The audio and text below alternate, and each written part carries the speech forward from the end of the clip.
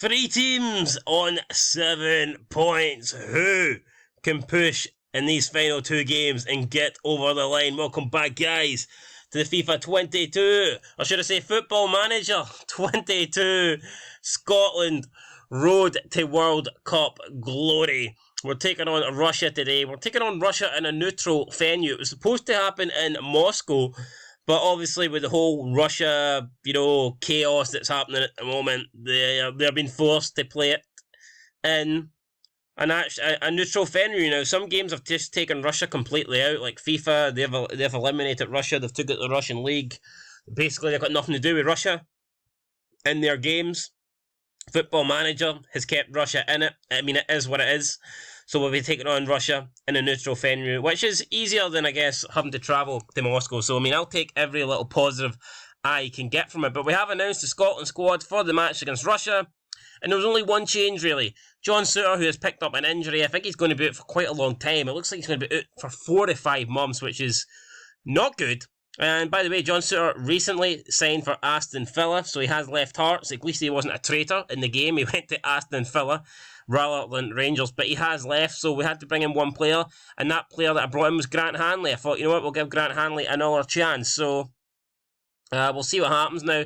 The media apparently wanted me to involve Alan Campbell, who recently got called up in real life, and I was considering it, but then I thought, you know what, I don't want to seem to like I'm ripping off what Steve Clark done in real life, so I think we'll leave Alan Campbell at the side for now, but potentially Alan Campbell can come in maybe in the next squad, maybe for the next friendly. But yeah, Grant Hanley returns for Scotland, and Ollie McBurney gets left out again. Well, let me tell you something, Ollie McBurney will be getting left out for the foreseeable future. Ollie McBurney will be getting left out while I have control of this laptop and while I'm managing Scotland, because Ollie McBurney is a big 6'2" pile of horse shit. So Ollie McBurney ain't getting near any squad. He wouldn't get in the San Marino squad, so why would I pick him to be in the Scotland squad? It makes absolutely no sense. But we've got about 6 days before we take on Russia, and it's a massive game. If we beat Russia, we're putting ourselves in pole position. If we lose to Russia, then we're pretty much out of the race, in my opinion. If we draw, it's like absolutely nothing changes, and it all goes down to the last days. So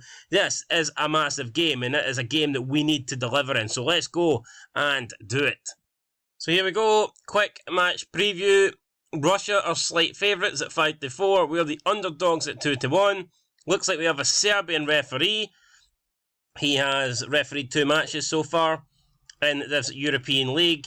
He's dished out 2 yellow cards. Not a lot. Russia have no real selection problems going into the game, as do we, apart from one, and that is the captain, Andy Robertson. So we might only have one issue with the team, but it's a big issue. And I don't mean those papers that the illegal immigrants try to sell you. I mean Andy Robertson's missing this game. So, yeah, I mean, we've still got good players. I mean, we don't need Andy Robertson to win, but he would certainly help. Let's be real. Having Andy Robertson in the team is something that you want. So here's the team then, lining up with Sander Clark in nets. We've got Jack Hendry, Scott McKenna, who's coming in to play the captain role. Don't know how I feel about that, but we'll see. Ryan Porteous as well, that's the back 3. Calvin Ramsey coming in to play the right wing back. Kieran Tierney on the left wing back. Scott McTominay as the CDM. Gilmore and McGinn in the middle. And we're going to go with Shea Adams and Shankland up front. Hard choice between Shankland and Dykes, but Shankland has been scoring goals lately, so I thought we had to give him the nod. So we'll see. Hopefully I've made the right decision. I mean, this is an absolute massive game. Do not let me down now, guys. Let's go. Let's get the win here, and let's put ourselves in pole position for this European Nations Division League B match. So here we go, 2 minutes in. It's been a quiet 2 minutes, but as soon as I say that, Russia seemed to have a throw in from this wide angle. This ball to Golovin. Golovin, we need to... Oh, Sander Clark. I said we need to stop him. Sander Clark did stop him. Fantastic save there by the goalie. But the way he was allowed through, not good. Defender there was pretty much non-existent. Golovin with a corner. Headed over at the near post. Goalkeeper watches it fly over the bar. And Russia have definitely made the better start here. The other game in the group, Ireland-Israel. Of course, anything Israel can do in that game would help us. If Israel can beat Ireland or even draw against Ireland, it does give us an advantage, but we really need to avoid defeat here. If we lose here, it doesn't really matter what Israel do against Ireland, if we're being honest. Shea Adams, though, Let's not think about that game. Let's worry about our own game. Gilmore through the Shankland. Oh, no. Now, we did... man. I mean, I chose Shankland over Dykes on that. Based on that shot, I don't know. I feel like he's shanked. He's been shanked. My heart's been shanked, man. I can't believe he's done that. That shot was shit. I mean, he should do better there. I mean, he's literally placed it into the goalie's hands as if he's playing with, like, his... I don't know, 2-year-old baby or something like that. I mean, he couldn't hit a more powder-puff shot than that. But here we go, McGinn. Through the Shankland. This time Shankland's done it, but he's offside. And he's actually a mile offside. Yeah, I'm not surprised that's been disallowed. I don't even think we have VAR on this, do we? I don't even think they need VAR. I think the linesman says, look, he's that far off that we don't even need to look at the replay. I don't know why I celebrated. Natural instinct, I guess. Thought Shankland had made up for his error a couple of minutes ago. Well, I mean, he sort of made up for it by putting the ball in the back of the net, but helps to put the ball in the back of the net when it counts. And I tell you what, that was really, really close there. I thought Santa Clark got something on that, but apparently he did not. Ball has been out. Corner hasn't been awarded. It will be a goal kick to us. And in that game, I believe Ireland and Israel are still drawing. Haven't seen any scorelines come through. We've got Croatia smashing Hungary. It's 1-1. So Israel were winning. Ireland have pulled it back. And it's Shane Duffy of all people.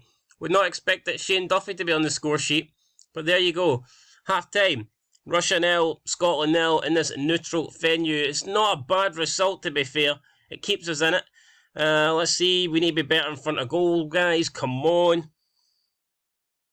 I wouldn't be surprised if Shankland comes off just for that miss alone. It was pretty poor. We're going to go into positive here.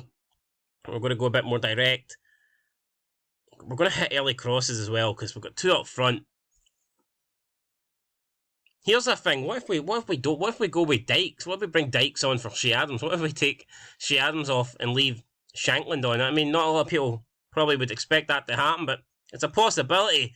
And what's a possibility here is Porteous with a sliding challenge. He's ended up playing the Russia guy through. It's Marichuk with the goal. Can we really blame Porteous there though? He slides in. He tries to win the ball. I mean, he does win the ball, but unfortunately in the process of doing that, it plays Russia through, and that's tough to take there. Let's shout here. We need to demand better, don't we? We need to demand more. I said the one result that we could not afford was a Russia win, and at the moment, that's the result we're getting. Porteous from the back tries to find Tierney. Couldn't find him. Are we missing Andy Robertson? I don't know. Tierney will collect that. He plays it to McTominay. I did make a few changes to this team. And I could be getting questioned after this game. Maybe they were the wrong decisions. Maybe I made the wrong changes. But let's not panic just yet. We've still got time to save this. We've got half an hour to go. I mean, next goal is crucial, though. We don't tend to score many goals against the better teams. So I feel like if we do concede another goal to Russia, the game is probably beyond us. Sobin into Kurashev. Back to Sobin. Oh, no. What a save that is for Santa Clark. Russia probably feel like they should have doubled the lead there, and in fairness, I think they should have. They could be out of sight if we're being completely honest. Right, here we go. We're going to take off Shankland. You know what? I'm going to bring on Ryan Gold. We're going to bring Dykes and Gold on because I don't think Adams and Shankland have done enough. So we're going to make a double change up front, and we'll see what the guys have for us. But it's still Russia passing the ball a bit pretty well here.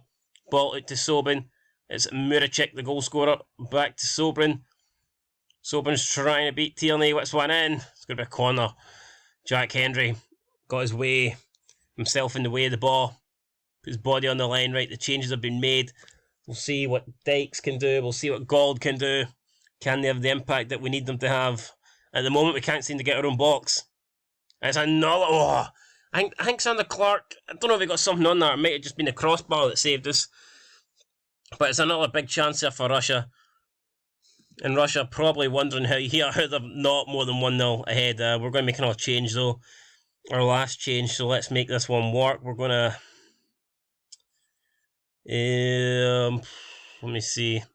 You know what, we're going to drop Ryan Gold down a bit, and we're going to play Kevin Nisbet up front. Bring on Nisbet. See if Nisbet can do something in the last 15 minutes. Kevin Nisbet, this is your chance. If you want to earn your way into the Scotland team, force your way into the starting 11. Tell you what, scoring an equaliser here against Russia wouldn't be a bad way to try and do that. Ball into the box. And it's a free kick to Scotland. Thankfully, it's a free kick to Scotland. Didn't know what he's going to give there. Now, Israel are beating Ireland by 3-1. So if we can somehow find a draw here, a draw would even a draw would be a good result. Tierney now charging forward. It's Tierney. Can he find something? He hits after the rush and it falls for John McGinn. McGinn in toward Nisbet. Oh, the crossbar and the keeper saves it off the line. Kevin Nisbet will not get a better chance than that. Kevin Nisbet has to score that. Kevin Nisbet is fucking... he's headed it off the bar, man, for about 2 yards out. Jesus. And now it's Carafif coming through. Takes a shot for distance. It wasn't that far away. But I still can't go over Kevin Nisbet. No scoring that. Kevin. Fuck it, Kevin. You're grounded, man. That was a shocking miss. Absolutely shocking. It's full time. We've lost. We didn't deserve to win. We were pretty poor there. We were pretty poor. And again, this managerial career for me hasn't been great. Let's be real. Thrash Arms, we weren't good enough. And that makes me angry. It does make me angry. We weren't good enough. Fans turned up tonight paying money to see that crock of shite. You can see then that leaves us second in the group. We can still technically go through, I think. But we would need... It's going to be weird because... Actually, we need Ireland to beat Russia and we need to beat Israel. And if that happens, we'll all be in 10 points. And I don't know, I don't know how it goes. Does it go on goal difference or head-to-head? I've no idea. I think it kind of goes in head-to-head. So, and we've lost to Russia twice. So I'm struggling to see how we can top this group. I mean, we'll try. We'll try and win the last game against Israel. We'll try and win it by as many goals as possible. And we'll hope that, I guess, it's enough. But it's going to be difficult because I just don't think it's possible anymore. Based on the results that we need, I do not think we can top the group. So that sucks big time.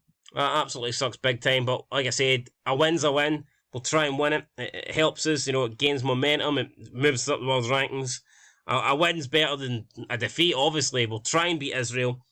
But it's not looking good for us, guys. Let's put it that way. In terms of topping this Nations League, we realistically needed a result there against Russia. Even a draw would have put us in a pretty good position, but we couldn't get it.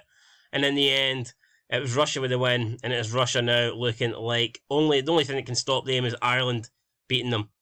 So Russia, they're going into the last game knowing they've got a bit of a safety net.